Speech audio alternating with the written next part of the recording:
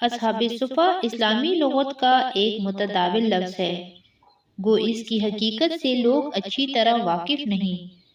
صفا سائبان کو کہتے ہیں۔ یہ ایک سائبان تھا جو مسجد نبی کے ایک کنارے پر مسجد سے ملا ہوا تیار کیا گیا تھا۔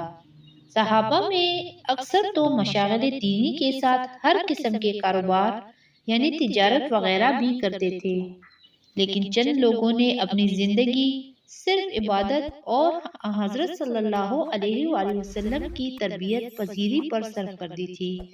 ان لوگوں کے بال بچے نہ تھے اور جب شادی کر لیتے تو اس حلقے سے نکل آتے تھے۔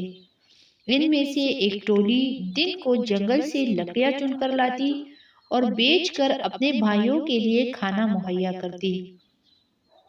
یہ لوگ دن کو بارگاہ نبوت میں حاضر رہتے اور حدیثیں سنتے اور رات کو اسی چبوترا یعنی صفا پر پڑے رہتے۔ حضرت ابو ہریرہ رضی اللہ عنہ بھی انہی لوگوں میں تھے۔ ان میں سے کسی کے پاس چادر اور تہمد دونوں چیزیں کبھی ایک ساتھ مہیا نہ ہو سکی۔ چادر کو گلے سے اس طرح باندھ لیتے کہ رانوں تک لٹک آتی۔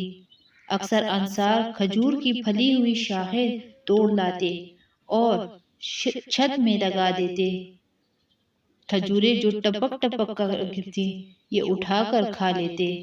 کبھی دو دن کھانے کو نہیں ملتا تھا۔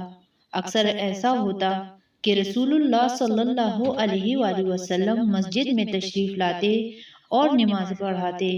یہ لوگ آ کر شریک نماز ہوتے، لیکن بھوک اور ضعف سے عین نماز کی حالت میں گر پڑتے۔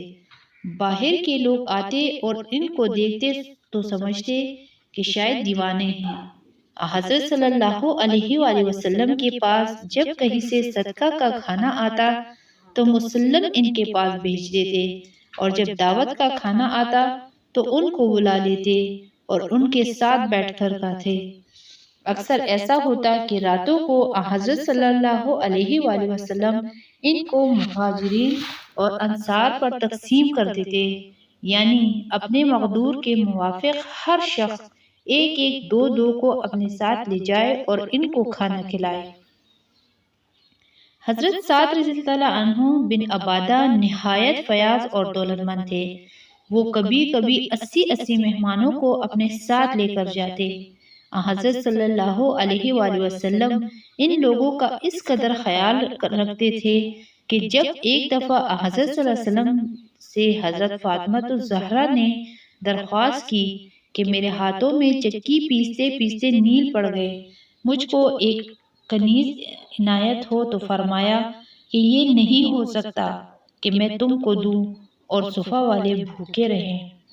راتوں کو عموماً یہ لوگ عبادت کرتے اور قرآن مجید پڑھا کرتے۔ ان کے لیے ایک معلم مقرر تھا، ان کے پاس جا کر پڑھتے۔ اس بنا پر ان میں سے اکثر قاری کہلاتے تھے۔ دعوت اسلام کے لیے کہیں بھیجنا ہوتا تو یہ لوگ بھیجے جاتے تھے۔ غزوہ معونہ میں انہی میں سے 70 آدمی اسلام سکھلانے کے لیے بھیجے گئے تھے۔ ان کی تعداد گھٹتی اور بڑھتی رہتی تھی۔